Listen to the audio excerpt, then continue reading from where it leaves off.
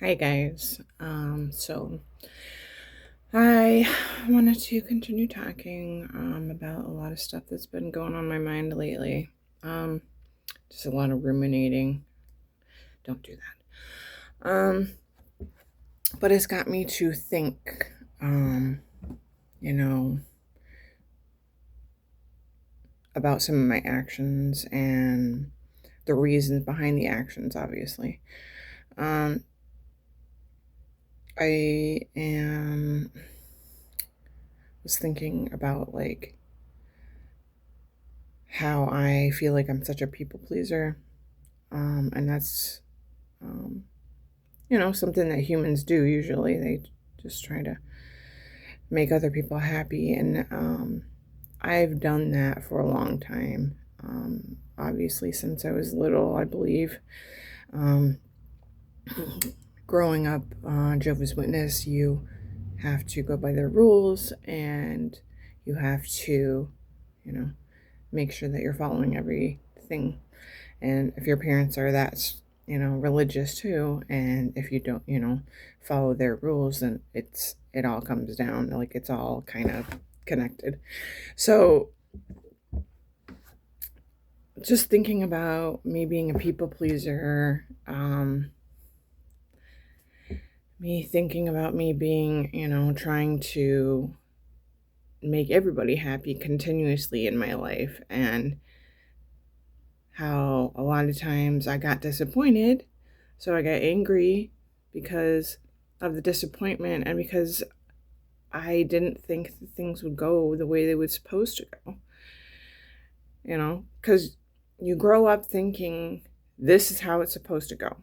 Um, you know, things are supposed to go your way, things are supposed to, be positive, and things are supposed to work out. Even just like Cinderella story, any fucking Disney story, you're just like, oh, that's everything's gonna work out in the end. And obviously, being married twice and getting divorced twice, you realize that that's not how it is. Like a lot of times, sadly, I mean, you always wish for the best, of course. You always wish, for people to constantly, continuously stay together. You hear about those people that are married for like 50, 60, 70 years.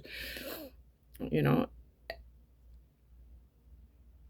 you want that because, but also in the back of your mind that nothing can ever be perfect. And, nothing's ever 100%. There's always going to be something or that's going to drive you insane that your spouse does or whatever.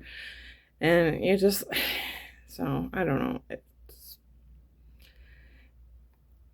just got me thinking about like me trying to be a people pleaser, me trying to make even like my husband's family happy, you know,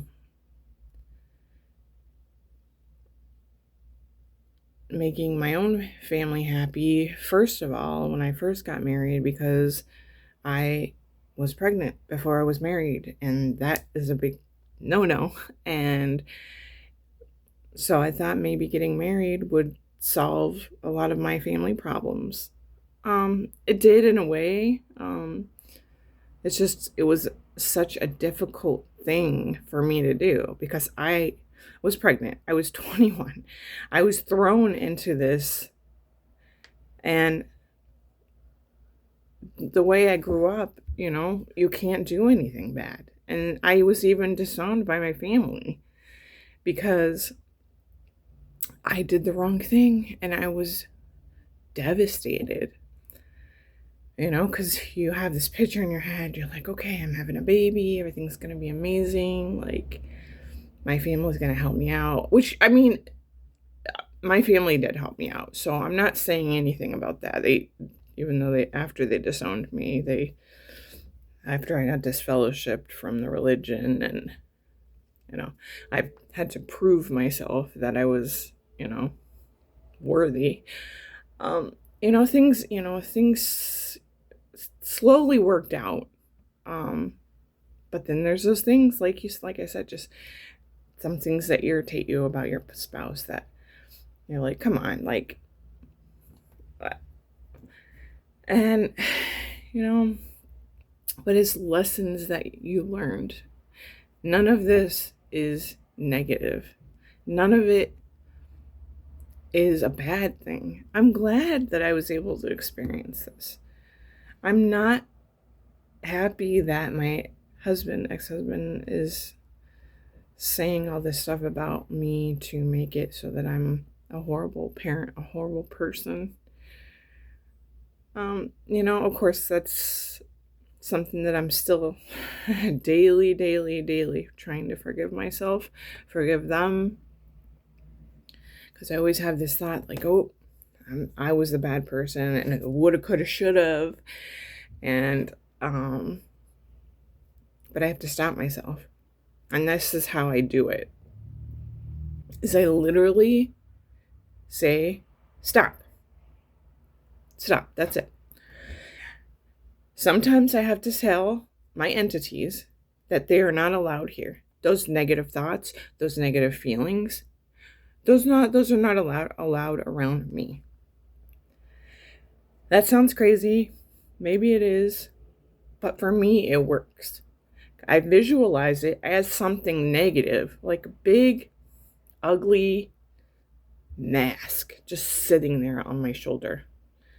And I'm like, you know what? I am better than you. And I literally say, you are banned. You are not allowed. I cut and I clear you from anywhere that I am at. Sometimes I visualize them flushing the toilet and they're gone. They go down the toilet. Sometimes, I just visualize them leaving the door. That can be easier said than done. But if you continuously do it and then stop and say, I am a good person. I am beautiful. I am perfect just the way I am. I am human. And people need to realize that people are human. And sometimes, and it also comes back to another reason why everything happened is because I said stuff without thinking first. And a lot of that is real hard because I do that a lot. And I'm just learning again to stop and pause before I think and say anything. I know a lot of the medication that I was on, I know it's going to sound like, oh, whatever, she's anti-medication. No, I'm not. But ever since not being on the medication, like my thoughts have cleared. The fog has cleared.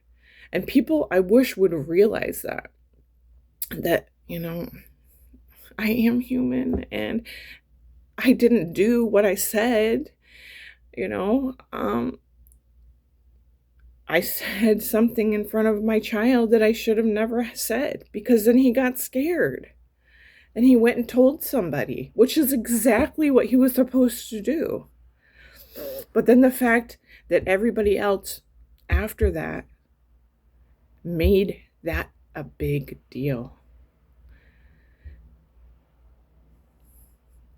And they should have. I get it. They should have. It's a mandated reporter thing. Like when I was an infant toddler teacher, you hear something scary, you're supposed to tell somebody. And I get that. But continuously pushing that in my face and making me that person for what I said is not me. It's not me at all. Like, that's just one stupid random thought that came through my head. And you're not that person either. And people are always going to look at you the way they see all their negatives. And if they're feel bad about themselves, if they feel, all this kind of stuff, they're going to try to reflect that upon you. And that shouldn't be, how it is. And that's why you have to literally stop those thoughts. No, I don't care. If you're going to say stuff about me, if you're going to think stuff about me, that's your point of view. And you're probably thinking something negative about yourself that you're just going to try to reflect it on me. And I'm not that person. I'm better than you. And not that I'm saying I'm better than you, but I'm better than that thought that you thought that I was. I don't know if that makes sense. But I'm better than that. And you're better than that. You can stop those negative thoughts too. Just tell yourself every day, I'm a good person. And I don't want to reflect all that negative shit on anybody else. Because I'm better than that. And I hope that my story can help somebody out there. I hope they can realize that you're able to move forward. These are lessons. You're not negative. They're not tripping stones. They're not meant to hurt you. They're not meant to scare you, even though they do. You're amazing. I'm amazing. I'm working so hard to get to that point where I can love myself and I can be alone by myself and I can appreciate myself and love myself the way I want to be loved. Yeah, there's days where I'm like, oh, I wish somebody would just fucking love me and do whatever, I want. Bring me flowers, bring me a cup of coffee, take me out on a date and go watch the moon, right? Go to the music, it's human nature to want to be with someone. But the more you love yourself, which I am learning, the more I love myself, the more I'm at ease with being alone. I could take myself out to dinner. I could buy my own flowers, like they said, it's Miley Cyrus. I bought myself a little plant, it died and then it came back to life. I'm so happy. But yeah, I just hope everybody, or even just one tiny person, will listen and realize and come to understand that maybe my story will help you. And yeah, that's my thoughts for today. All right, I love you guys. Have a wonderful day.